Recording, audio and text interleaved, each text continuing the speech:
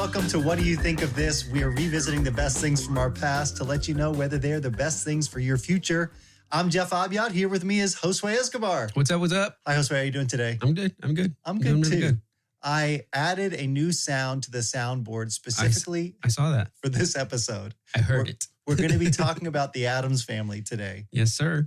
Before that, I do have a little trivia for you. And then later on, some closing the loop stuff. Cool. Just mentioning that now so people know they can look in the bookmarks right under the episode and see where all the stuff is happening. Yeah, they're all good parts. I don't know what this part is, but why don't you go ahead and roll that sound effect?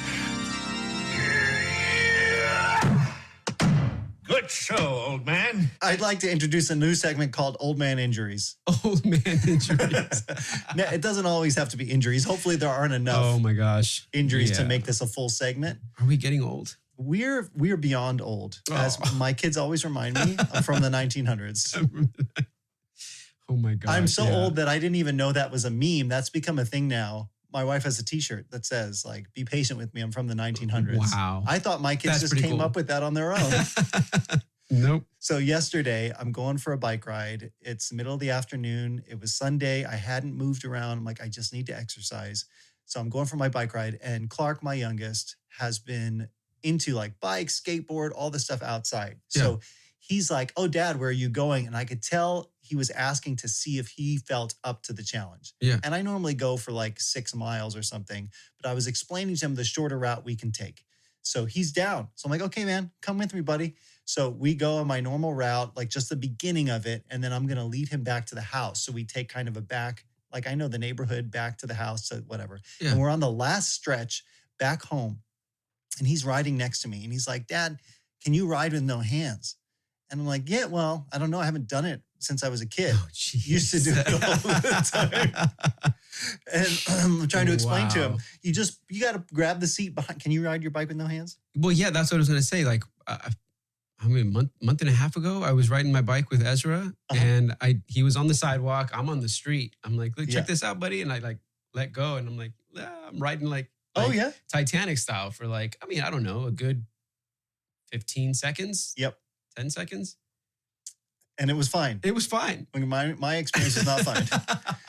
Because as a kid, I used to do it all the time to the point where I was like, oh, I get how people ride unicycles. I wasn't going to get one, but I thought like I could probably do that. So as an adult, I'm like, okay, it's been a bit. But Wait, did you hold your seat? I started because I remember as a kid when I was first learning, if you just grab your seat behind you and then both hands that way and then let go. Oh, because you can basically kind of balance yourself a little bit more. Get your exactly. Yeah, okay. Not even to push, just to kind of get your mentally set. Yeah. So I do that with Clark. I had it, I don't even think 30 seconds. I don't think 15 seconds. I don't know. The bike starts going. Yeah. And then, you know, if you're not completely comfortable, and I've never done it on this specific bike, it was all over before it even started. So before I know it, I'm over the handlebars, which ended up twisting completely around and landing on my hand. And I'm pretty sure I hit my chin. I was wearing a tank top. It's a miracle I'm not gashed all over the place except my hand. Oh, man. He's like, he's so little. He's like, Dad, you okay? Did I distract you? I'm like, you're fine. It's not your fault. I'm an old man. I just can't do these things anymore. Oh, no. Do you have anything like that comes up? Because I feel like I'll sit down to play Legos with my kids and then I'll go to stand up and go, oh, my back. Well, I mean, I got my car back from the shop. Yay! Everything feels really good. Good. It rides really well. I'm super glad it's like 100% safe. The front now, the wheels aren't going to fall off. You don't have to worry about that. But there was a couple of things I wanted to like. Every time you get your car back from the shop, I feel like I don't know if they have dust that they just pour onto your engine bay. They just, hey, it's all done. But first, before we get it to you, let's just put soot or, I don't know, just dirty it all up. Because for those of you who don't know, I'm pretty crazy about cleaning the engine bay also. Mm-hmm. So I know what it looked like before. Yeah. And when I got it back, it was like a good layer of just white type of film. Whatever was going on in the shop is just now in your car. Yeah. And so I'm cleaning it up and it's low. So I'm like bent over pretty much the entire time. I feel where this is going, yeah. And then every time I get up, it's like, just to straighten up. I mean, that's the sound too. I'm cleaning it. I'm like, all right, finally got this one section done. And then Elizabeth's like, here, you want some water? I'm like, oh, thank you, sweetheart.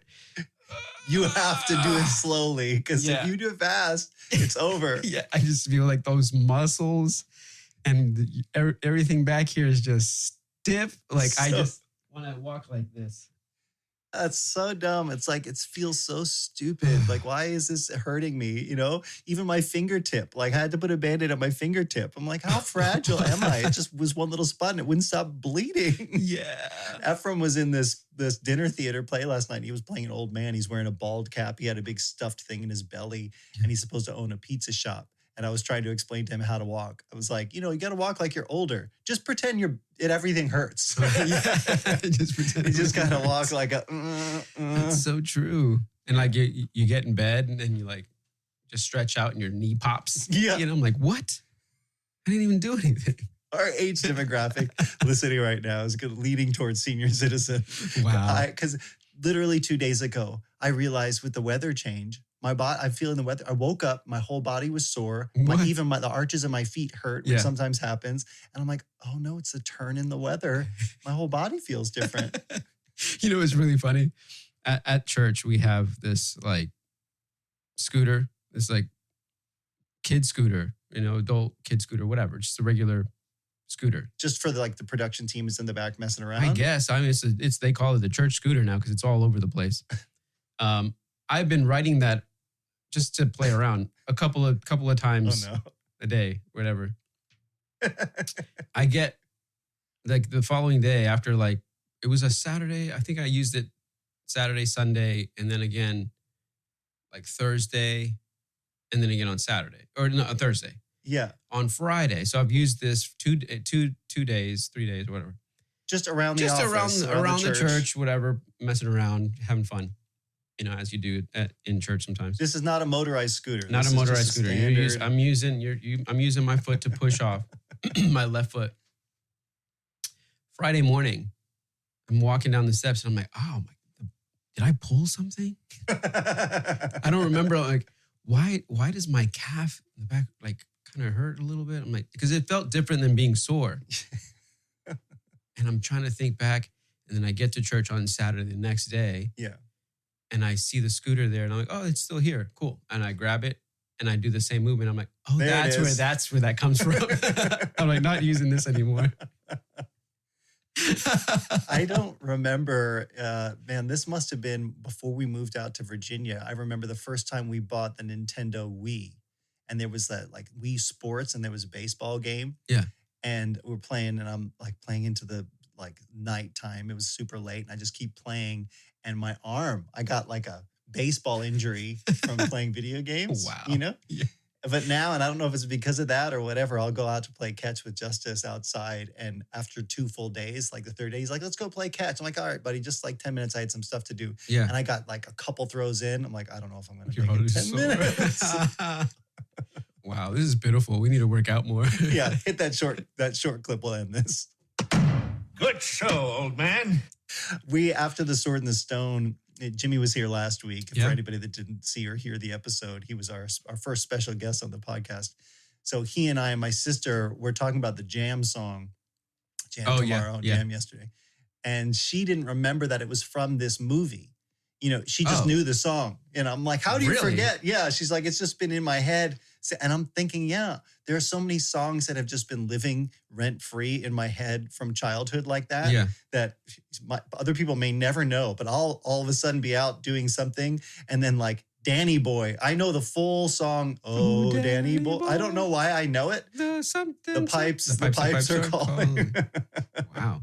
Do you have any songs like that are just weird little things? I mean, come on, man. I talk to anybody around me all the time. They're like, why are you singing that song? I'm like, I don't know. Just pull it out. It just came out. So I thought coming into today's episode about the Addams Family, which has a very specific theme song, that I could base this trivia on TV show theme songs. So I have some old TV show tunes that maybe predated us, but I felt like when we were kids, even the stuff that was on that I didn't grow up with, but it was maybe Nick at Night or that sort of stuff, I just knew the theme song. Yeah, because it's in the zeitgeist. It's like It's everywhere. Yeah. Now, is it the same thing? I just am not in tune with. The shows don't even have theme songs anymore. I mean, do they? Do they not? I don't It's know. shorter. We don't have the attention span to sit is through true. a theme song. Like Smallville. The Somebody say. see, you haven't even watched No, Smallville, yeah, exactly. And you know it. Yeah, see. So we're not going to be able to play music under this quiz because it's a quiz about music. Or like One Tree Hill. Oh, I don't want to be anything that I haven't been lately. I don't. Oh yeah. We watched the OC at the same time, and that was California. Yeah, that's right. Here we go. Okay, the ones that I grabbed are way older. Okay. In fact, I thought I would start with an easy one. So I'll give you a couple lines, and Okay. then you fill in the next line. Let's do it. We'll see if you remember it, if you as well as you think you do. This comes from Mr. Ed. Mr. Ed. remember- Oh my gosh. okay. Yeah, the horse. A horse the is a talking horse, of course, and no one can talk to a horse, of course. Oh, I don't know. That is, of course, unless the horse is the Horse. I don't know. The famous Mr. Ed. Oh, Okay. wow. No, see, I don't remember that. I am Mr. Ed. Yeah, that horse. I remember the show, but I think I don't know. Young. I was young, obviously, but it was predates us a lot. in reruns for sure. By that time, by the Yeah. time I saw it, Okay, here's a story. The Brady of a Bunch. lovely lady. Yep. It was bringing up three very lovely girls. Okay, I'm going to lead you there. All of them had hair of gold like their mother. And something, dum, dum, dum, dum. I don't know the lyrics. The youngest one in curls. Oh, okay. No? All right. No. I'm going to skip to a new one. Okay. Oh my gosh. It's been years since I've heard that now. I know, but I feel like that Wow. one I could still sing. Okay. But I have the lyrics in front of me now, so who knows? So no one told you life was gonna be this way. Your job's a joke, you're broke. Your love life's DOA. Hey, you got that one. Okay, that was a good one. I know that one. All right. Okay, this is another a little bit older, but it's in color. Okay. Do you know the show The Golden Girls? Yes, I do. Okay. I do not remember the music right now. Thank you for being a friend. Okay, I recognize that. Travel down the road and back again. Your heart is true. At home, fill it in. I don't know what you want me to do. You're a pal and a confidant. Oh my gosh, yeah, that's right. Yeah, Jimmy would have Oh known my that God, 100%. He loves that show. This is another oldie, so I don't know if you're going to know this one. Sunday, Monday, happy days. Tuesday, Oh. Wednesday, happy days. I don't know what key this I don't is in. remember that song. Thursday, Friday, happy days. I know the show is Happy Days, but I don't think I ever watched it. All right, well, don't worry about it. The line is, the weekend comes, the cycle hums, ready to race with you. And I didn't know any of those words, but I know them better than you. Nope. No way. All right, this one, Wow. just give me It's a throwback. any lyrics you can from the TV theme song for the Jetsons. Okay, can you hear it? Womp, womp, womp, womp. I'm trying to remember because the only thing that's popping in my head right now is the Simpsons theme song now. Oh, that's oddly similar. It's really similar. Wonder if it's in the same key, Yeah, probably. not drop D. I know it's Meet the Jetsons. Well, close. It's Meet George Jetson. Something Judy, right? You're And close. Judy. Uh-huh. And then I'm losing it there. Well, the truth is, you believe it or not, you got half of them. Oh my gosh. Because all it is Meet George Jetson, his boy Elroy, Oh. daughter Judy, Okay. and then Jane, his wife. Oh. And that's it. Those are the only lyrics in the whole song. No way. Yep. That's so dumb. And then just right back to ba-ba-da-ba-da. Man, it's like, and did that come out at the same time as the Flintstones? Yeah, that's next on my list, actually. Oh, the Flintstones is cool. Okay, so we all know Flintstones. Meet the Flintstones. They're a modern Stone Age family from the town of Bedrock. Oh, you messed me up. Something hospitality. They're a page right out of history. All right, something let's keep about going. hospitality. Let's ride with the family down the street. Something. Da, da, da, da, da, da, da. Man, Through the courtesy of Fred's 2 feet. wow. Yeah. They talk about them using their feet to drive. In the theme song. In the theme song. Man, that's And cool. then we know Yabba Dabba Do Time. Okay. Okay, here's one. Have a yabba dabba do time. We'll have a gay old time. That's another real earworm. Do you Dang. know, I'm going to skip the other ones because there were some really old ones that I thought I would recognize Laverne and Shirley's theme song. No, But I don't know that one. Schlemiel, Schlemazel, Nope. Haas and Pepper Incorporated or something like that. Too old for me, I think. No. Three's Company? Oh, yeah. Oh, my gosh. Do the first part. Well, come and knock on our door. We've been waiting for you. Yeah. Where You the only know kisses this are because- his and Yeah. hers and his Three Company. That's too. a Full House poll, right? Is it? Yeah, because that's what Uncle Jesse sings. But it's Oh, it is. yeah, because the way that your inflection there reminded me of that. But Yeah. those are the lyrics. Okay, the last one I have. Cut it out. That's Get out of right. here. Do you know? Was it Joey? I It can't was. remember. Yeah, I think it was. Do you know the theme song for the Jeffersons? We talked about them because he Oh, was in. yeah. Alice. Yeah. What's his name? Fred? Yeah. No, not Fred. No, not Fred. What's I the? was gonna say George. Yeah, George Jefferson. Right? Is it? Yeah. I can't remember now. All right. Anyway, last one. You know it? Okay, East- moving on up. To the east side where we finally got a piece of the pie. Yep. That's the last line, but Yeah. the middle one. Do you know that one? I didn't know this. Well, and once I saw it, I was like, "Oh yeah, to a deluxe apartment in the deluxe. sky." Yeah. I remember the apartment. Most of these. Okay. Do you know the theme song for the Addams Family?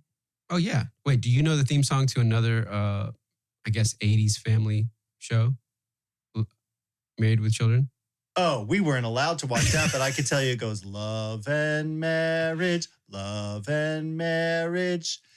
Go together like a horse and carriage. This I tell you, brother, you can't have one without the other. Isn't that a Frank Sinatra marriage. number?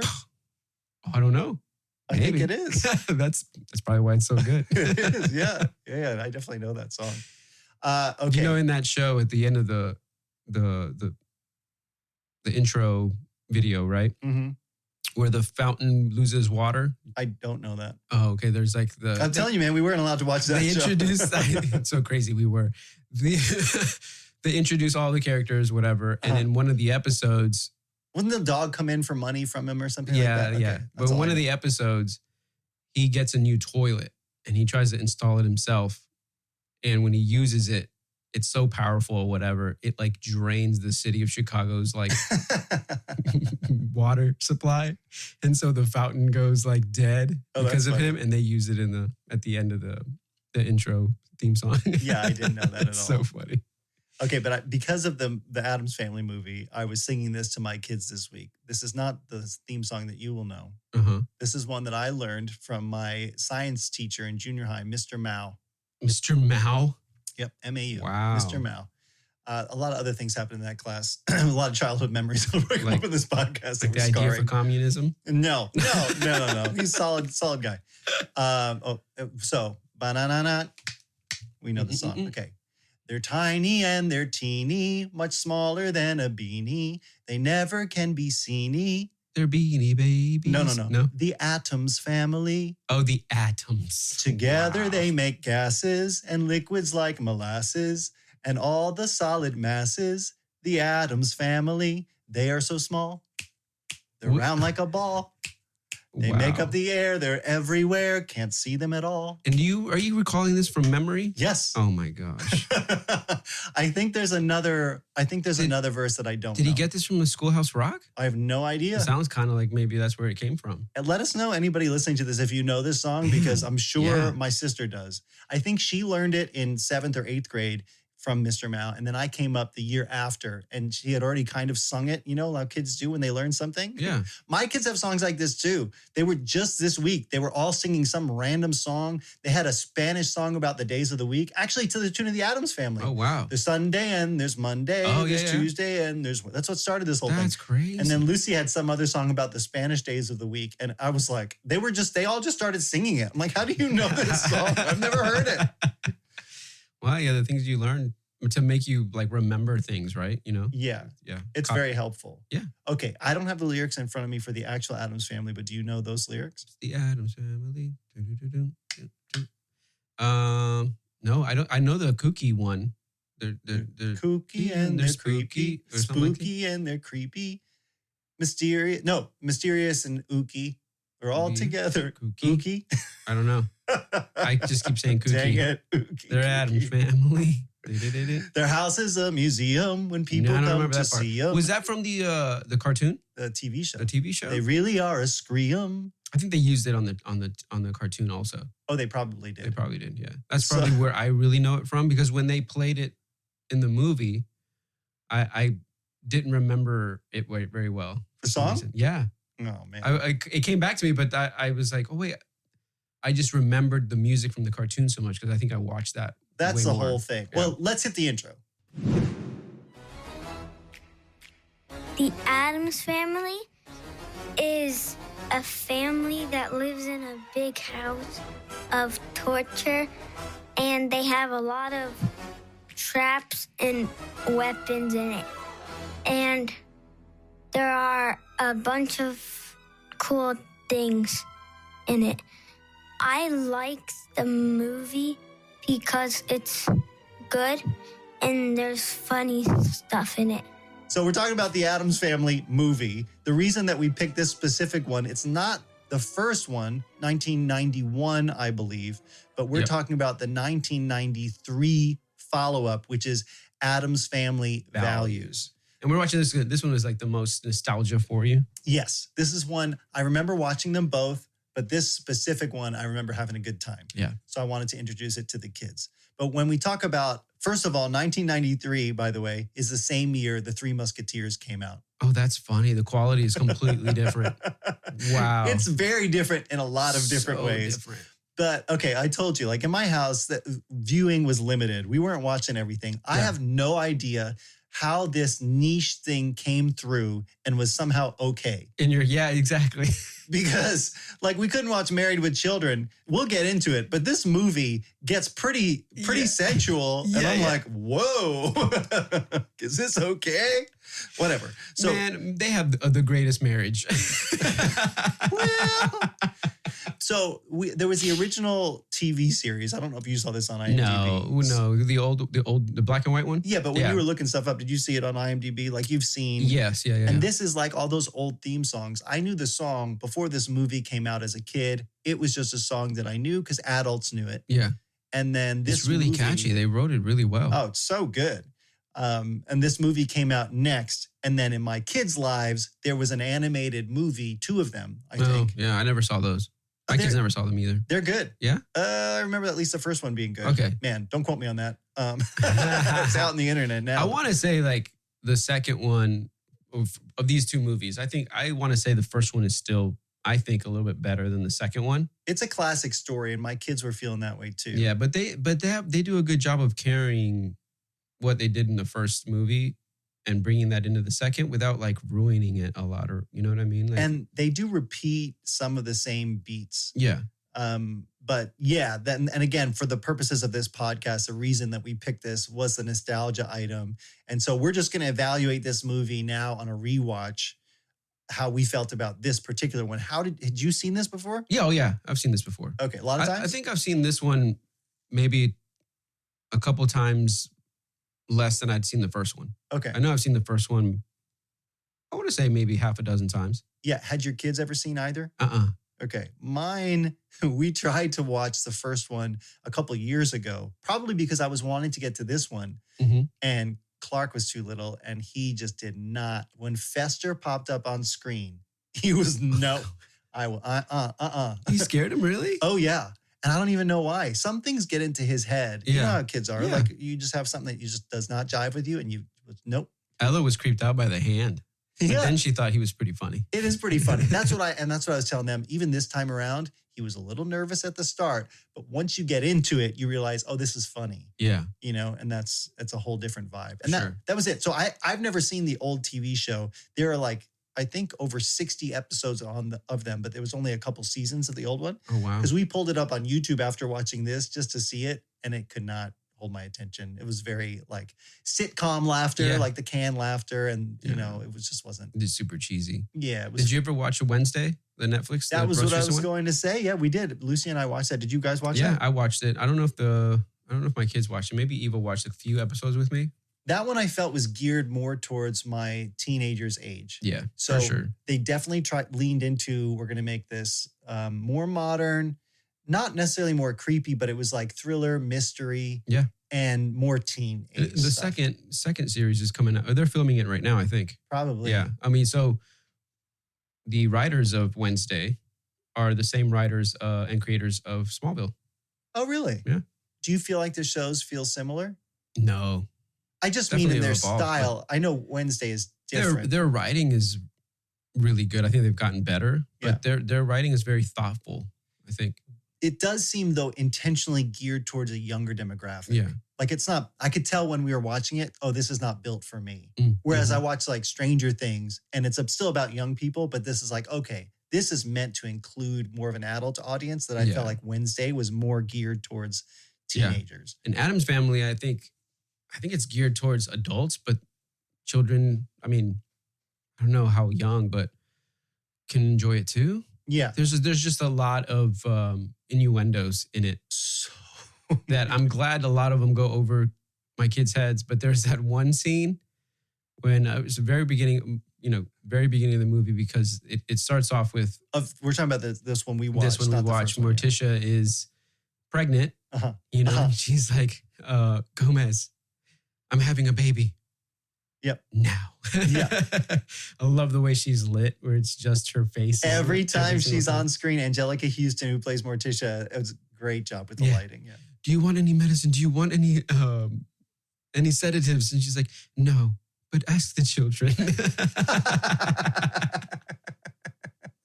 It's so funny. But you're saying the kids, like there was something that they didn't go over their heads that you wished it would? I kind of, because there's a little girl. They're in the waiting room. Oh, yeah, I know exactly. They're in what the you're waiting gonna room, say. and the one girl is like, a diamond is in the cabbage patch, and the diamond turns into a baby, and then the stork brings the baby to the mommy and daddy, and that's how I have a baby brother or whatever. And then Wednesday. right? Wednesday's like, our parents had sex.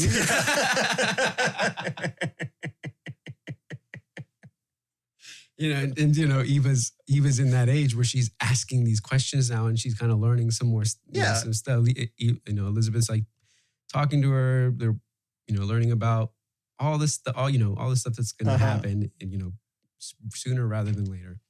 And yeah, that's one of those questions that I was just like, we'll get to that later, and then it just keeps coming up. Anything we watch, I don't know why, but It's Even everywhere. this, Even man. old stuff that I didn't even realize when I was a kid. Because I feel like sometimes that stuff will come up and I go, oh, I don't know. But I realize going back, like the references have not necessarily changed. Yeah. I think in some ways they're more explicit, but there's a lot of things in some of these old that I thought were like innocent shows or movies, that we've even Yep. talked about. That's like, oh, wow, this is right on the surface. yeah. And this one really leans into some Mhm. like, not just sexual topics, but like taboo sexual topics where you're like, what are these people doing?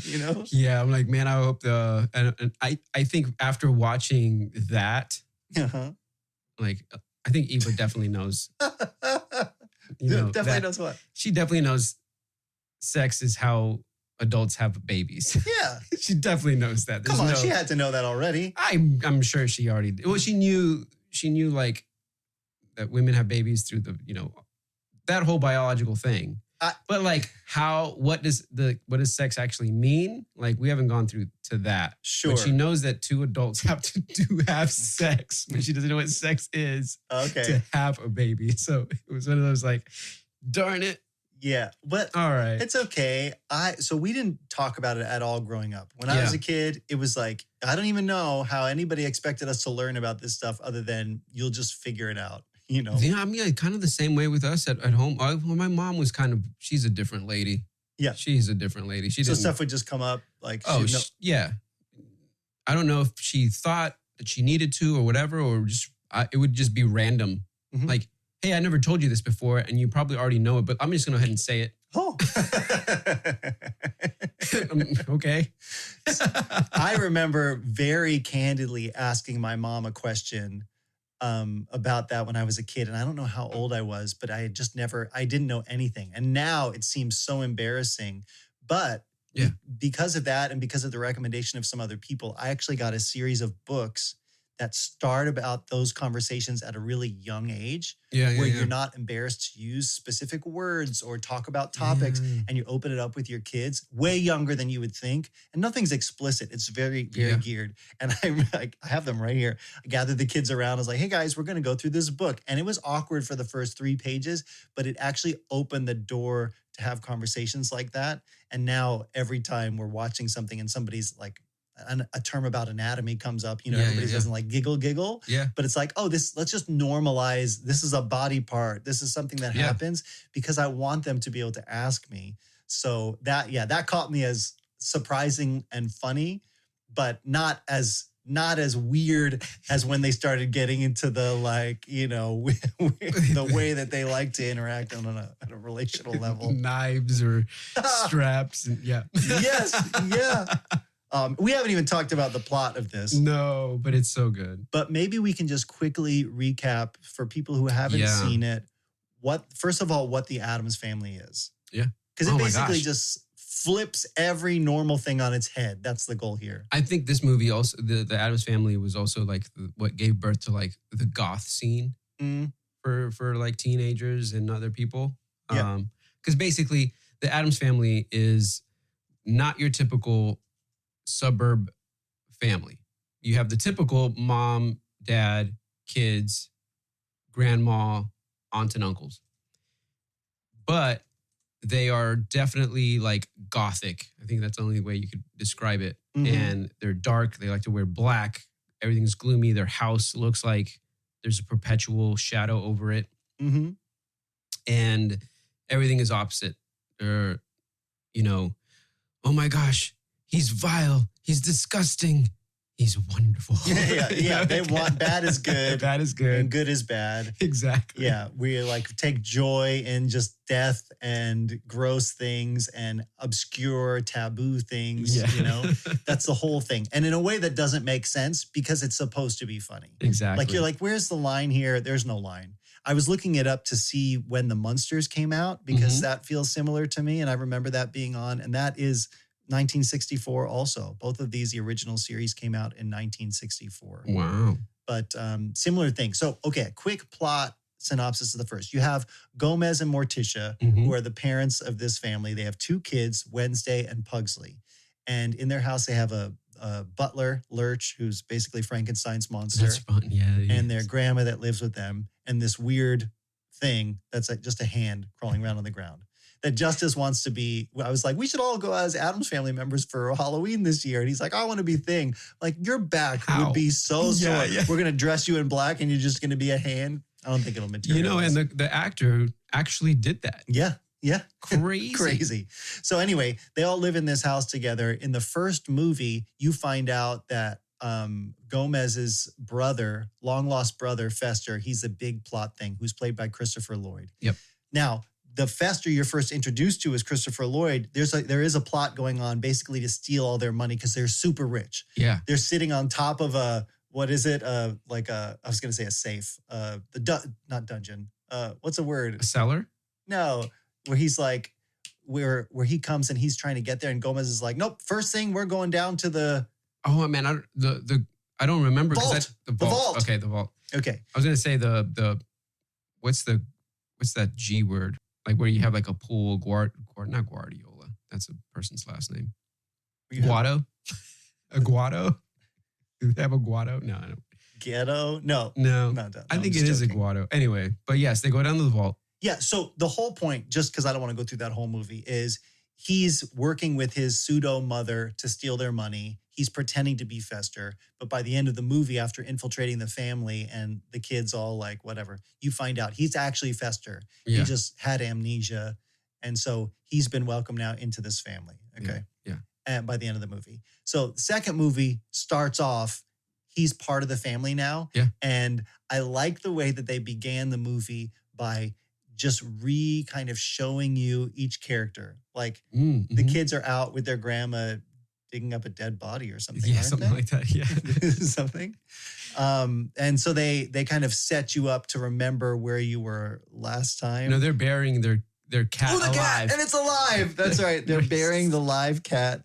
And at the end of the last movie, you found out Morticia was pregnant. You know, which my kids didn't remember. I'm like, yeah, they were pretty like Gomez. That's funny. Yeah, that's right. That's right. She's gonna have a baby, so they want to have a nanny come in to help take care of the baby. Exactly. And at the same time, and the kids don't want the baby.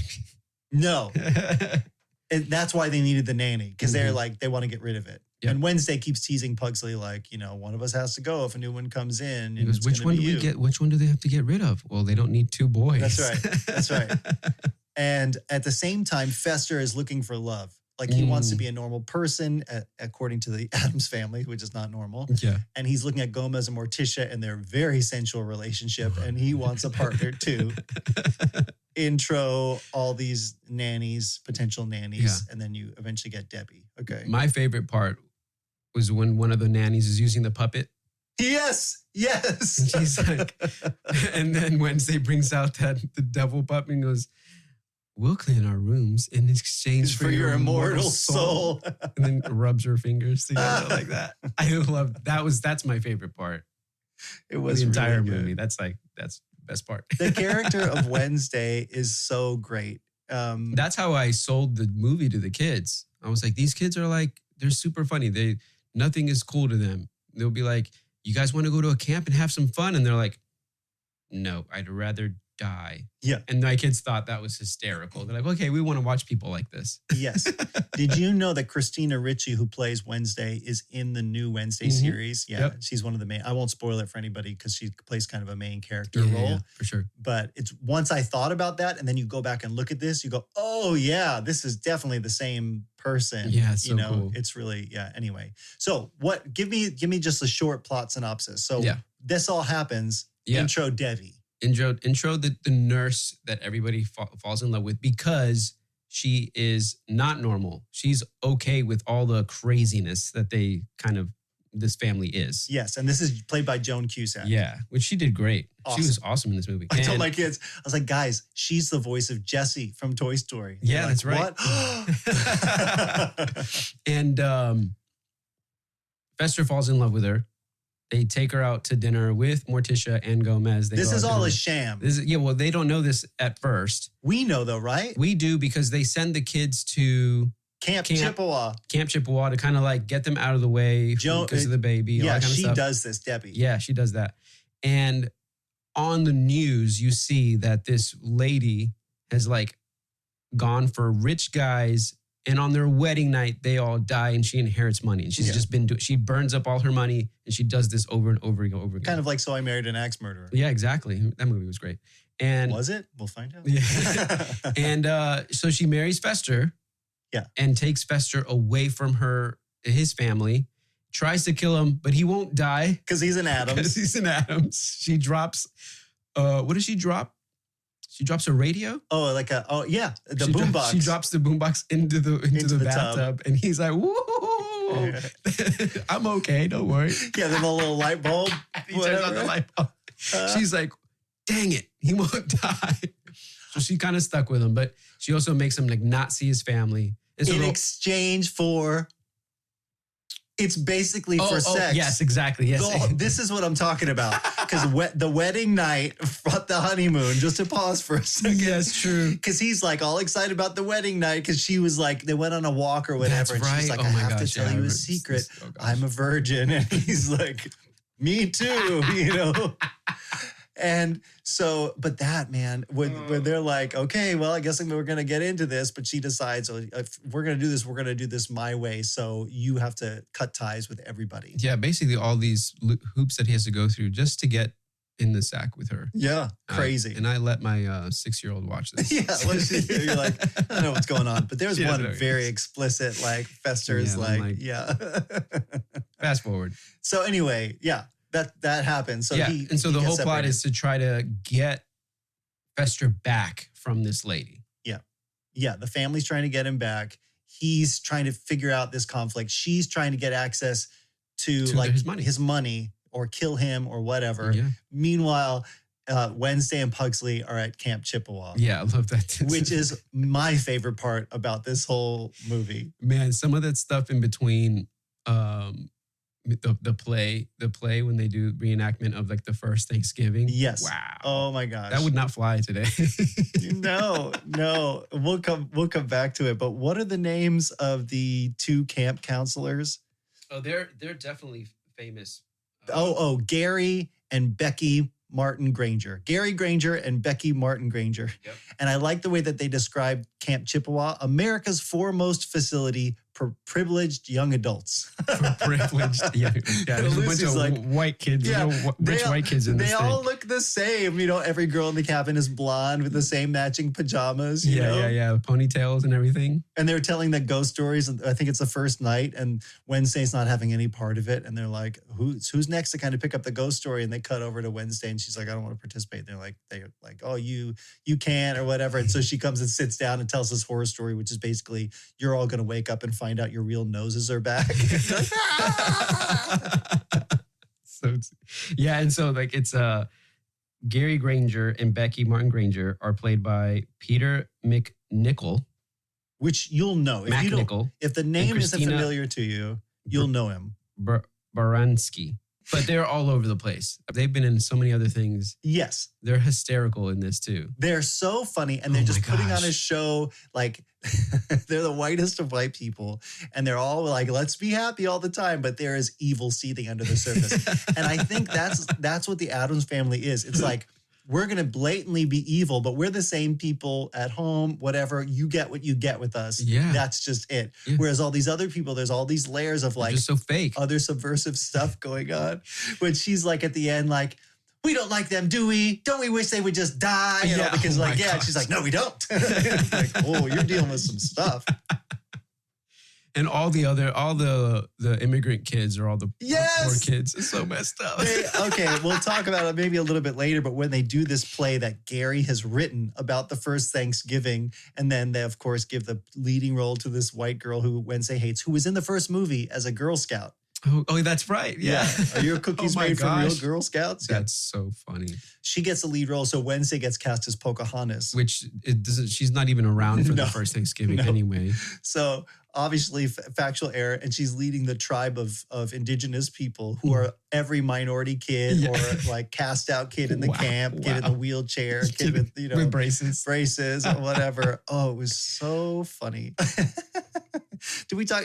Oh, the one other character. What's the name of the guy who she falls in love with? Joel something, who's actually the guy that plays the main character in the TV show Numbers. Remember that show? David, the kid David. Is his name David? Crumholitz? Joel Glicker? Joel Glicker. Joel Glicker. Yep. Mr. Glicker. He plays David Crumholtz. No, that's his real name. Oh, that's his name. Oh, okay. That's his real name. Oh, that's right. And he basically over the course of the film falls in love with Wednesday, for the same reason, I don't know. He wants to devote himself to her. So what were your favorite parts of this movie? Man, I mean, the one-liners, the Wednesday one-liners are the best. You know? She's the most perceptive, I feel like, character in both of these films. Yeah. Where she's super strange, but I get why they made a series based on her, because she just gets what's going on before anybody else does. Yeah. No, for sure. Because she's really nothing phases her. I think she's more intelligent than everybody else. Yeah. In the first movie, she's like looking at Fester like, you're not who you say you are. And now in this one, she sniffs out Debbie. Super perceptive. Yeah. Yeah, she sniffs out Debbie right away, which is funny that she's trying to kill this baby the whole time, which is a weird little plot. But They try to drop. My kids were like, I like it when they try to drop the anvil on the baby. Oh my gosh. Throw him out the window. Yeah. You know? Oh my gosh. Did you know that baby Pubert was played by twin girls? Oh no, I didn't know that. Huh. My kids are like, oh, he's so cute. He really, because it's later on in the movie, when the plot or whatever, he gets blonde hair and rosy cheeks and stuff. Definitely, yeah, you can definitely tell it's a little girl that by then. Yeah. But yeah, some of the lines in this are so funny. Like there's one where Gomez is talking to Morticia and he's like, I want you to have everything you want, you know? And she's like, I'm just like any modern woman trying to have it all. Loving husband, family. It's just I wish I had more time to seek out the dark forces and join their hellish crusade. That stuff is awesome. Or like Wednesdays, Morticia's like, Wednesdays at this very special age when a girl only has one thing on her mind. And then the one of the nannies that she's interviewing is like, oh, boys. And she's like, no, homicide. Homicide, yeah. Oh, man. Yeah, there's so many things like that come up over the course of this movie that are just like, it's all full of gags all the time. Justice is like, does that baby breathe fire? You know, when the flames started coming out of the crib. That's crazy. The whole thing was. Yeah, and you see like this whole, like the Fester getting like basically, I don't know, what do you call it? Kidnapped? Brainwashed, and, you know, by Debbie. By Debbie, causes Gomez to like just go crazy. He's like, is it me? Why does he hate me? What did I do to my brother to deserve this? You know, kind of thing. You are Mr. Debbie. Yeah. And he's like distraught and they call a therapist. Yeah. Right? Yeah. He goes, maybe it's me. It's not him. Just this acting role. Julia's acting so awesome. Swing low, sweet chariot. It's so good. And he kind of loses it in the first movie too. He kind of does too. Good because he's, got kicked out of his house, all that kind of stuff. But it's so cool that, they show like that turmoil between the family basically is like the family's not good. The kids are off at this camp that they don't want to be at. And then they're in their like right place of like they're with all these people who are terrible people, really. The campers? The campers, because they're so like prejudiced against different anyway. They're socially accepted though. Where exactly. Wednesday and Pugsley and the rest of the minorities are not. Yeah. So but for them, they're like, this is not for us. And Fester's out being brainwashed. And so the baby turns into all of a sudden turns into like what we would say a normal kid. Yes. Rosy cheeks, the blonde hair, like what? Oh no, what's happening? He's hideous. He's he's cute. He's got rosy cheeks. What are we going to do? Yeah. How long will this last? Forever? No. And it's all because of the turmoil that's going on. Yeah. Which is revealed by Grandma. Is she the one that figured this out when they're doing like a seance or something? I don't know. Yeah, I think so. Yeah. But they kind of see it because the baby can perceive it. And that's why it turned this way. I realized watching this because we watched the first movie and I remember thinking like, oh wait, this grandma is not who I thought it was. Carol Kane plays a grandma in the second movie, but not in the first. Yeah, that's right. That's what I noticed too. I'm like, is this the same lady? Yeah, she's the mom, not the mom. She's the witch's wife in The Princess Bride. Right? I'm not a witch, I'm your wife. Yeah. And she's also in Kimmy Schmidt, the landlord. That's which right. is more recent. Oh, she's so funny. She's really funny. And she doesn't have a huge role in this movie, but she does what she does really well. Yeah, for sure. I thought again in both of these movies, but this one, the casting seemed to be done really well. Mm-hmm. The family casting was all solid. But then even the external characters, bringing in, Joan Cusack, really great. Bringing in those two camp counselors, so good. Christopher Lloyd, every time he's on screen, he's like a presence. Yeah. He takes it, those deep, like, what do you call circles on his eyes? The circles on his eyes, really dark circles. They really transformed him. And he's it's almost like that. He's like that for real. Yeah. Yeah. So, he's kind of crazy. Even at the start of this, before you see it's him, we almost lost Clark again because this movie opens up with Fester howling at the moon. Oh, yeah. You just hear the howling, and Clark's like, yeah, what is that? It's Fester. He didn't love that. The creepy part, that my kids were like, this is so weird, was like the hand massaging his head. It's so, I can imagine that they're filming that. The guy has like blue paint all over his body. Something. Yeah. Or the arm wrestling too, all that stuff. But every time they cut to the camp thing, which isn't really an Addams Family gag, it's just, I guess this is the conceit. Seeing this ridiculous, evil, whatever, in a normal setting. Yeah. So like in the first movie, they're in a school play, right? And they're fencing and they're cutting off each other's limbs and blood everywhere. And the parents stand up. Yeah.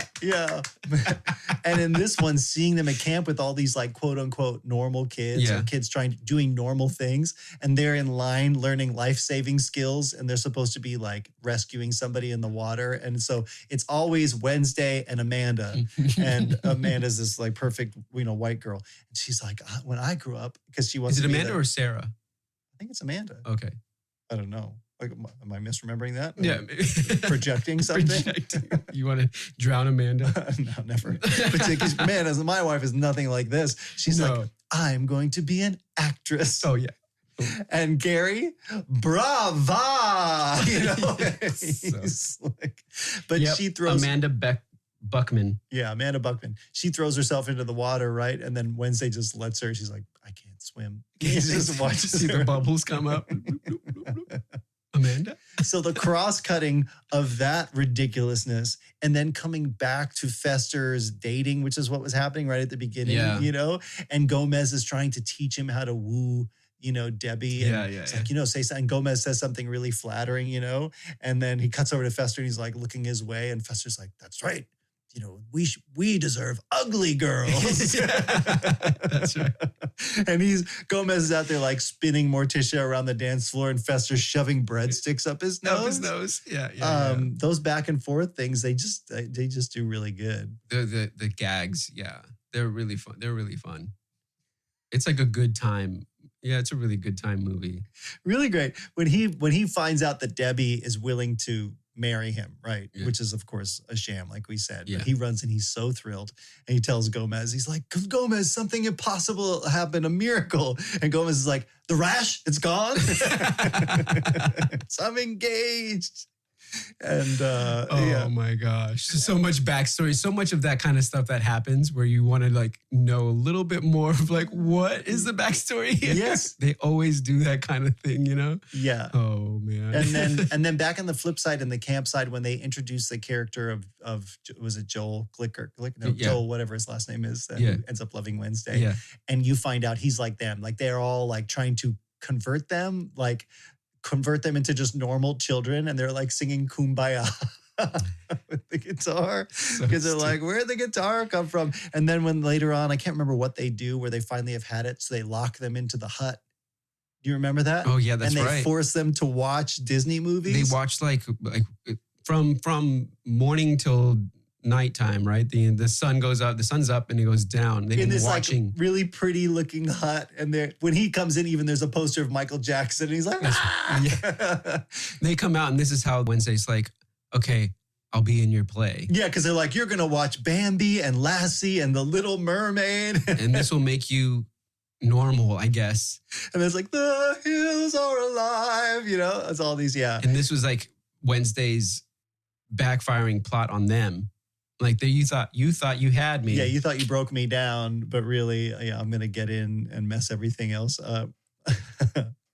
That was a really fun scene. The ending there with the camp. The camp, yeah. So what was the name of the play again?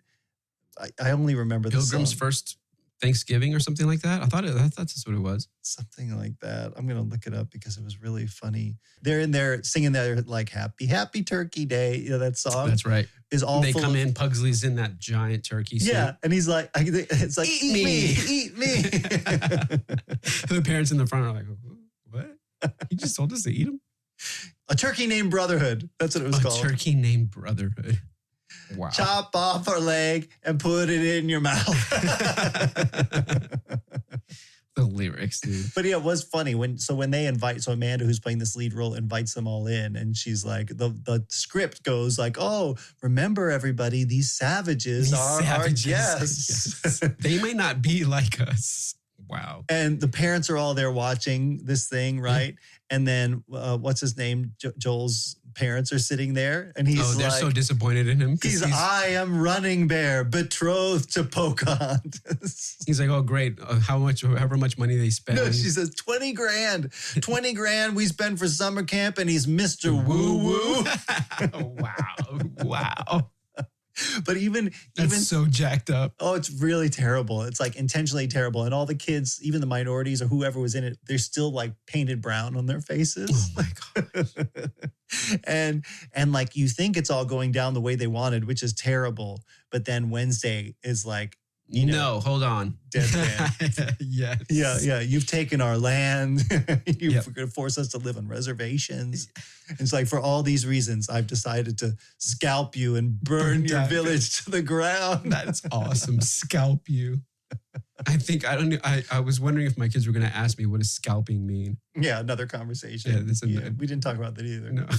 I assume they knew. I don't know, but they start like literally fiery arrows to the set. This is the part that every time, and even still this time, got me laughing out loud. It was so good. Too funny. It's funny because have you ever watched Dances with Wolves? I don't know if I have. No? With Kevin Costner? I know the movie. I don't think I've seen it. Every time somebody says scalping, I always remember like that scene where an Indian scalps one of the guys. Oh, there's a scene of it happening? That's terrible. It's crazy. Yeah, I can imagine that would be awful. They make it look really, really easy. Like your skin just comes right off your scalp. Well, I guess if you know what you're doing. Yeah. Get the right knife. But the right arrowhead. When they're cutting back and forth between camp and the family and camp and the family, it was hard to keep track of scenes because it happens so often. But they're there, and they cut to Gomez, and he's got vodka and an egg yolk. He cracks an egg yolk in. Oh, that's right. He pours some vodka in and then hot. I'm like, what is he? And he mixes it all up. Yeah. I'm like, is he going to drink it? Worse, he puts it in the baby bottle and gives it to the baby. Amanda's like, you guys should do that for your next test kitchen. I was like, no. Vomit. Ugh. It's just all so terrible and so funny. But the gags that they have to come up there in the writing room to make all that stuff, it's just so brilliant. The one thing you mentioned, like the going back and forth between the camp and back to the family and camp. That's the one thing I felt like in this movie in particular. I think when you were in the scenes of the camp, they were great. And when you're in the scenes of like what was going on with the family back home, they were great. But the cutting between them, it felt a little disjointed. Mm-hmm. You look at different stuff today that kind of do the same thing. You haven't watched The Godfather 2, have you? I haven't, no. So the way they go back and forth there, because there's like a time jump, they go into the past of Don Corleone's like beginning, and then the present. The way they go back and forth between those, there's like this coherent type of like storyline or beat that kind of like has a relationship. Mm-hmm. So for example, like Fester, let's say, is being manipulated. There isn't like the same thing happening with like Pugsley and Wednesday. They're not going through like a similar type of theme. Right. Yeah. And so that's where it kind of felt a little disjointed to me, where I don't know, I think they could have done that a little bit better, where they could have like shown you maybe some parallels in what was happening between them, maybe experiencing something similar but different in a way. That's what made me feel like number one was, I think, a little bit better, because there wasn't any of that like scrambling, because you had to remember a little bit what you saw last time they were in the camp versus, and jumping back and forth. And you could keep up, but it definitely kind of throws you a little bit, because there's no like, I guess what I'm trying to say is there's no underlying theme for the both of them to follow. Mm-hmm. It was very different. It was like almost two different. It could have been two different movies almost. It did. Yeah. It felt like maybe because it's like that TV show format. Yeah. Where you're trying to stick maybe a couple different episodes into one movie. Because you would have them at camp and they'd be reading a postcard from Fester saying, I can't see you again. Yeah. And they would have to go back for the wedding, Yeah, it's weird. What's the song that Lurch is playing, by the way, when they're walking down the aisle from Fiddler on the Roof? Oh, that's right. It's not This is a little girl, a sunrise, sunset. He's playing on the organ. Oh my gosh. So you have those kind of back and forth, but it did feel weird. Like, Yeah, well, but like I said, they try some of that kind of thing, but the rest of it, they really didn't kind of keep up with. yeah. Because there was no. Did you feel like there was a like the scene with the campfire and all that kind of stuff, like they're burning down the village? That seemed like really big, finalizing type of thing. I don't feel like there was that for Fester at the end, other than like Well, the when Debbie, explosion. tries to blow him up. The explosion happens, but it wasn't congruent, was it? Right. Yeah. Maybe not. So the way it kind of finalized wasn't they weren't matched up. Like normally, like you would have the crescendos be at the same time. Yeah.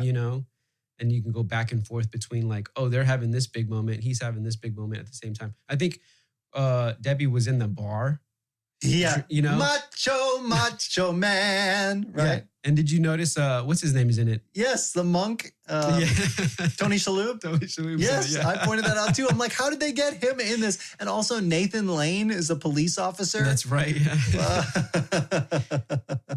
And so she's there while that other stuff is happening, and it's like a little bit not joined as well as it could have been. I think the climaxes. I think probably also because they wanted to get them all into the same place at the end. I'm not saying this justifies it, but at the end, how do you own this many electric chairs? Even being crazy, I don't know. But she has each of them strapped into an electric chair, and she's going through her whole backstory. What happened to his toupee, by the way? Whose? Oh, Fester's. I don't know. He had it for one scene, a scene and a half, and then it was gone. Did he say it itches or something like that? I don't remember. He seemed like he was going to wear it, and then he just doesn't. Yeah, I think they were like, "This is dumb. Don't wear this." It was really stupid. But yeah, they got to get them back to the electric chairs. I mean, for the scene, she had to get them all back into one house to try to kill them all at the same time. I don't know why she needed. But I guess because they found her out. The kids leave camp. They sneak out of camp. Oh, that's right. Yeah. And Pugsley drives the van. Yeah. That's right. And, oh my gosh. And Joel kisses Wednesday through the fence. Yeah, he's like in love with her. So I thought it came together okay, but I get what you're saying, that it felt a little bit more disjointed, where the first one felt this is all one story. Yeah. And this one felt like a few different ones. Yeah, because they don't ever pay off any of the stuff that they went through at camp with the parents. Well, except Wednesday's like, you sent us to camp. She's just mad about it. But it did feel like, because throughout the movie, there are so many weird little gags that are just like one-offs. Like this happens. I'm going to throw my brother against the wall and stick him with a bunch of knives behind my back, or, stuff like that. That it felt like the scenes were like that too. They're going to do this now. And now they're doing this. And now they're, breaking out of camp. And now this thing is and now we're at a police station with Nathan Lane, which, by the way, was one of my favorite lines from Gomez when he's freaking out, and they're like, sir, you need to calm down. And he's like, you don't understand. And he's listing all the things that are wrong with Fester, and they all sound like great things. Like, he's newly married now, and he's whatever. And they're like, sir. And he's like, we must issue a subpoena. I believe they own a Buick. He's so mad. Oh, that's like that scene in SNL with Will Ferrell, and he was like, I own a Dodge Stratus. Yeah, I own a Dodge Stratus. And they're eating dinner. Yeah. I drive a Dodge Stratus. I love that. Yeah. So, yeah, I don't know if that was just sort of the style on this. Was it the same writers in the first and the second? I think so. I think so. I think it was, because I think I saw. I always try to like watch something that's related. Anybody else watched or reviewed the movie? And there's this podcast called Cinema Therapy. Have you seen that? No. It sounds familiar. Well, they kind of reviewed. They do like therapy sessions with like particular movies. It's pretty interesting. Oh, that's funny. But they took Addams Family 1 and 2 and did something with that, and they said it was the same writer, same director, or whatever. So okay, because it did. There was a lot It felt the same. It felt really good. The characters, the development, that stuff felt the same. Yeah. But the story played out in a different way. They were trying something different, Mm-hmm. which is probably why, and I think this is usually the case, and why I wanted to come to the sequel, because normally you go to a sequel, and this is the problem with sequels. You're trying to redo what happened in the original, but make it different, but not too different, because if you make it too different, people won't like it. Yeah. And then you get Joker 2. Have you heard all the reviews about that? Yeah, I have, yeah. People are Oof. angry and not even angry. I don't hate it. I just don't think that the was Joaquin Phoenix and the director. I don't think they wanted to make that movie. So I think they were like, fine, we don't know. We weren't planning on this, but I think Joaquin Phoenix originally said no, and then I think they were just like, here's some more money, and he's like, okay, fine. Yeah, this is what you're gonna get. And he just phoned it in. And it's going to be a musical, but it's not. Like, we can't tell everybody it's going to be a musical because then they won't want to see it, and it just all backfired. And the confusing ending at the end. Anyway, did you see it? No, okay. I heard about it. I didn't hear about it. I didn't because I'm still. I think I'll watch it at some point. Yeah, just watch to see. it when it streams. Yeah. Yeah, but I don't know. But yeah, so I don't. You never know with all the stuff going on with the studio and the directors and the writers and the cast. Yeah. But because this one came just 2 years after the first one, which you almost had to do because the kids were obviously a little bit older in this movie. You could tell. Oh yeah, they aged up a little bit, even though it's supposed to pretty much happen right away because she's having the baby.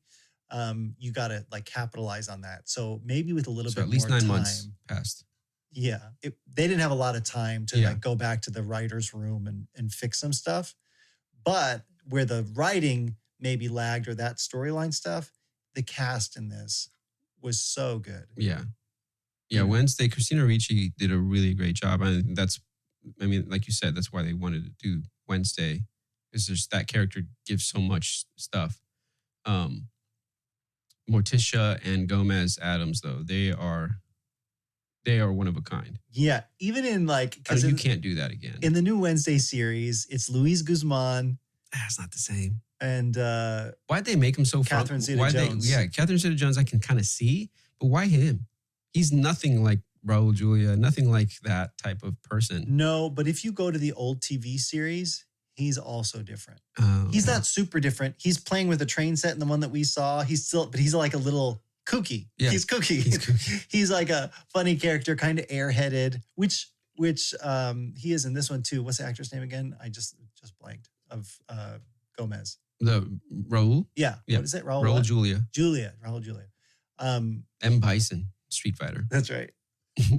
He's just so good at this character that when now you watch even the new animated one, it feels like that's the one we're drawing from. Yeah. You know, it's just a very particular Gomez. So when they brought in Luis Guzman, I imagine they were probably considered a bunch of people and they thought, oh, why don't we just take it a different way? Yeah, I think that's a smart thing to do. And I think those writers are really good at too. It's like, we can't make it exactly the same. So we're going to give it to somebody because he does do a good job. Mm-hmm. But if you're kind of in love with the way Raul Julia did it, it's really hard you can't implement it because you're just going to hate that person. So guy, he's different enough that you're like, okay, he's doing something different. But you just kind of wish it was Raul Julia again. Yeah, especially when it's something like beloved. Because when you got to this movie and it was Carol Kane as the grandmother, I don't know that I remember a lot about the first one. And I just watched it. Yeah. She just sort of fits in there, but she makes it better. And they recasted Cousin It. What? I don't know. It doesn't matter. We didn't talk about that at all, by the way. And my kids loved that. Yeah. They were like, the whole storyline, especially the little baby, because at first they were almost afraid, like, what's this going to look like? And Lucy's like, oh, it's so cute. You know, this little hairy thing. And with his little voice. Yeah. And meanwhile, it is with the rest of them at the bachelor party for Fester, you know, which is like, what is happening? And we didn't talk about either, but what's his name? Lurch brings out the cake and they're like, there's a stripper in the cake. Oh gosh. You know? Yeah. Oh yeah. And they burnt her up. And they're like, "Ta-da!" And like they open the top and it's smoking. And he's like, Lurch, did you put the woman in before you cooked the cake? You know, it was so great. Just casual murder. So I think it's hard because you want to recapture the things that you love about the first without messing it up or making it too different, but still doing something different. So I think it's a really difficult task, you know, which is why you get so many weird sequels. Of all like the movies that have sequels, you know, these are the ones. This movie is one of those that you're like, I'm okay with this sequel. They did a great job. Yep. It wasn't too different, or it wasn't one of those like, oh, this was super successful, make another one. We don't have content for it. Yeah. I feel like they kind of planned it out with her being pregnant. They kind of left it as if this is successful, we have a little something that we can do with it. If they were to try and bring it back, say 10 years later. Like right? a reunion? No. I mean, in the timeline, if they were like, these were such smashing successes that we're going to do this, but not everybody was on board. What do you think would be the parallel Addams Family movie to, say, Superman 3, which we talked about early on? Because remember, in that one, like, you didn't have the characters coming back, Lois Lane got sidelined. Yeah. It was a whole different story, a different villain that was similar, but wasn't Lex Luthor. And everybody hated it. Oh my gosh. Could you imagine? Because I don't know how you would make the plot of the Addams Family more ridiculous. I know, right? Yeah. But I'm glad they didn't. I'm glad they didn't end up coming back and trying to do something, and ruining it. It could have gotten really worse. I thought I heard about an Addams Family reunion of the cast. No, I sent you a link on that because we were planning on doing this, and then I popped up on my Facebook feed. Yeah, so is that really happening? I think they just got together for an interview, or something like that. But man, they're all, because they're all still around. And there was a movie. There was the Addams Family, the 1998 Addams Family reunion, which was, I think, terrible. I don't think I ever saw it. With them? Different cast. Okay, I did not see that. So maybe it did happen. It happened after all, and it was terrible. The creeper guy from the Three Musketeers. Mm-hmm. Wait. Jeffrey Rush. Yeah, he's Gomez. He's Gomez. I mean, I could see how you got there, but I don't like it. Nah. See, that's the thing, and it's not the same writers, the same cast. So it's terrible. Once you capture lightning in a bottle, you just can't do it again. Yeah. We've had so many that we've come to the end of these, and I go like, it's not even a secret that I feel like this works. But if you had to recommend or not recommend this movie, would you tell somebody to go watch it? Oh yeah, I would tell people to watch this. Yeah, for sure. I think I would tell them to watch the first one first. Yeah. Because it's a good introduction to everything. And I would say, I think you should watch the second one afterwards because it just carries on pretty well. It would be hard. You could jump in on movie 2 and get it and not be confused, I think. Yeah. Your kids did that. Yeah. But yeah, I think that first one just adds so much to set it up Mm-hmm. that this might not be equal to the first, but I would say it's more than pure nostalgia. I think this holds up. It holds up for you? Yeah. Oh, yeah. I think it holds up for sure. I mean, the jokes, the one-liners, I think you were able to get away with a lot more stuff than you are today. And I think it's I mean, I like it. I kind of miss that kind of stuff. When they're, ransacking the stage and the minorities are taking over and they're burning down the village, and they have, what's her name? Amanda tied to the stake with the apple in her mouth. Yeah. And the little kid on the wheelchair is just spinning around with the rope to tie her up. She's like, all that chaos, and they're roasting the camp counselors. Oh over my the gosh. spit. Yeah. That fire looked real, by the way. It did. It oh really my gosh. did. But at that point, you as a viewer were like, I want to see these people die. Not really, but it's like they were awful. Yeah, they really were. So I almost think you could do something like that again, because in the political environment that we live in now too, there's a lot of similarities. That's true. Tongue in cheek, like it felt like an SNL parody. It really kind of did, but going all the way. Yeah. Not holding back. I would say everybody, if you get a chance to watch this, you should watch it. Which I should mention, we have been putting video clips out on our YouTube channel. Yeah, they've been great. That's at youtube.com/@WDYT show. And the clips of the show, shorts that are also up on our Instagram channel. And you can find us there too, because we're going to be throwing some more stuff there, hopefully. Yeah. But yeah, everybody, let us know what you think. I'm really curious what people think about this, if they've experienced this.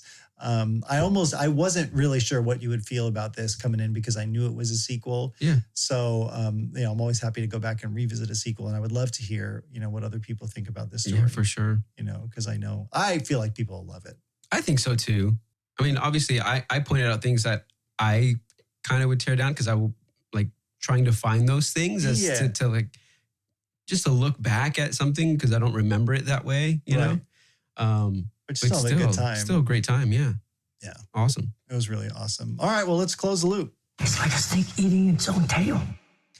We reviewed The Sword and the Stone. Yeah, we did. Oh, man. Still one of my favorite Disney films. It's really fun. It was really good. That was episode 14. I mentioned that the voice of Sir Kay, who is Wart's adopted brother, who's eating the chicken leg, That's right. plays Lou in Back to the Future. And we couldn't remember who that was. Oh, and yeah. So I was like, Who's who that? is Lou? He's the guy that owns the diner. So when Marty travels back in time and he just wants a Pepsi at the diner and the guy serves him coffee, he's like, oh, we have coffee. That's Lou. Really? It's Lou's Diner. Oh, wow. Yeah. Or Lou's Cafe, I think. For some reason, at first, when you said the diner, you mentioned the diner, I was thinking the custodian. What's his name? He became the mayor. Oh, yeah. He's the one that he works there at the he cafe. works there, yeah. Yep. And then in 1985, it's the aerobic fitness center, but it's possibly still Lou's. Lou's Aerobic Fitness Center. That's I'm funny. not exactly Maybe. sure. But yeah. And then Martha Wentworth, who plays Madam Mim, is the voice of the old squirrel and the scullery maid. Oh, really? Actor. That's cool. Yeah. Yeah, I mean, why not? And you had asked whether Merlin was the first wizardy character of his time. And it said that, because what I looked up, I got a couple answers here. This was actually, talk about a rabbit hole. Yeah. This went really far down the rabbit A hole. white rabbit? This was this person's response. The answer potentially goes back thousands of years.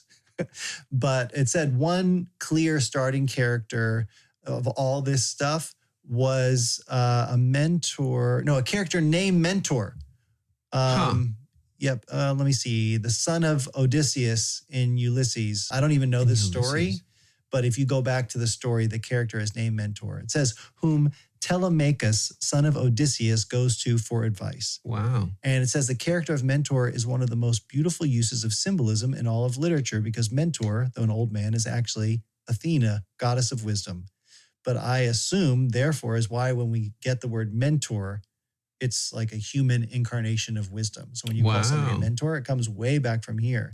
So all this stuff is what kind of seeded into these things like Merlin and Gandalf and Dumbledore and all these like similar characters. Yeah. All go way back to that. So it was a really, really interesting. But it says Gandalf was heavily based on Vainamoinen, one of the main Finnish folklore heroes and one of the main characters in the Finnish epic Kalevala. Kalevala. I don't know. If you're interested, there's a whole other thing about that. But the archetype is often associated with Merlin, who became associated with King Arthur, and then Gandalf. And they're all weirdly tied together. It's weird how we keep coming up with new stories to do the same thing. Yeah, that is funny. Hey, man, if it's good, why not reuse it? Yeah. You know? Well, guys, let us know what you think. Whether it's about this topic or future ideas, I would love to give you a mention on the podcast and hear what you have to say. If you want to send that in audio form, you can send that to creepy@wdyt.show. That's what do you think? And we'll let you know. And you can also just leave us comments on Spotify. And there, if you scroll down, you can also let us know specifically what you think about Addams Family Values. I threw a poll there, so you can give it a thumbs up or a thumbs down if you think, nope, this is actually the worst movie I've ever seen. And you guys don't know what you're talking about. If you're wondering what's coming next week, go ahead and pause the podcast and zoom into the artwork and see if you can find the Easter egg. Oof. Did you see the Easter egg that I threw into the Sword in the Stone episode to tease Alice was coming back? Oh, no, I missed that. Yeah. Oh, where was it? It was, so when Merlin is packing up, all of his little books are floating into the little bag. And if you zoom in, one of the books is Alice in Looking Glass Land. Yeah. Good one. It was great. I actually don't know how I teased this episode because in real recording time, I haven't made the artwork yet. Okay. So somehow Alice is going to tease the Addams family. And somehow, if you paused, you know already that this episode is teasing something, Josue, and I'm afraid. Yes. What is it? Be very afraid. It's just child's play. Stop. It's Halloween. It's Halloween. We're leaning into something spooky, which is not my preference. I just want to throw it out there. That should have kind of clued you in. Yeah. It's in the title, Child's Play. Yeah. Of what the movie is? Yeah. Well, I know what it is, but do they know what it is? They should. Oh. I mean, it's a throwback, a throwback horror movie. And if you know what Child's Play, the only thing I could be talking about is our good old buddy, Chucky. Yeah. Not my buddy. You had a personal story with my buddy, which I feel like is do. why we're coming back to this. Oof. Do you honestly think that this movie is going to hold up? No. You don't? No. Yeah. I don't know. I got to watch it again. Okay, I've never seen it. We didn't watch this stuff growing up. And I'm legitimately like, I don't know what I'm going to do. I don't know how I watched it when I was a kid. I don't know how my parents or how my dad let me watch this. You definitely didn't sleep well. My brothers that watched. Yeah, did not sleep well. This isn't on our podcast schedule, but I'm going to say I'd like to throw in a companion to Chucky. Okay. Because I want to be able to sleep. Yes. So you want to watch like Barney afterwards? No.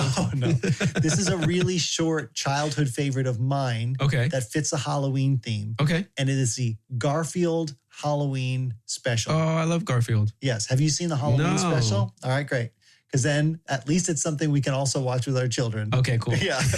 and then we can talk a little bit about both of them. We'll keep the Garfield talk short. You know, there's in Chucky, the character Andy, who owns Chucky. It's really funny to me that in Toy Story, the boy's name is Andy also. Is his name written on Chucky's feet? I don't know. I don't think so. Nobody's ever seen the bottom of Chucky's feet. It's probably just covered in blood. Yeah, it's like Sid's house. I don't know. Well, listen, until then, why don't you go ahead and take 5 seconds and give us 5 stars? Yeah, give us 5 stars. Thumbs up. Thumbs up, a like, a share is much appreciated from us. Please share. You can do that on Apple, on Spotify. I'd say just whatever platform you use, share that with somebody else. And that's the easiest way that we can find more amazing listeners like you. And you can find all of those links as well as our YouTube channel, Instagram, all that stuff is at wdyt.show. That's our main hub, our page, and we would love to hear from you and for you to share that. In the meantime, thanks, Josue, for another great episode. Yeah, thanks, Jeff. It was awesome. It was a great talk, and I've been practicing my finger snaps, except now with my bicycle injury, I can't snap. Oh, just showing off. Must be nice. All right, everybody, we'll see you next time on What Do You Think of This? All right, peace out, everyone.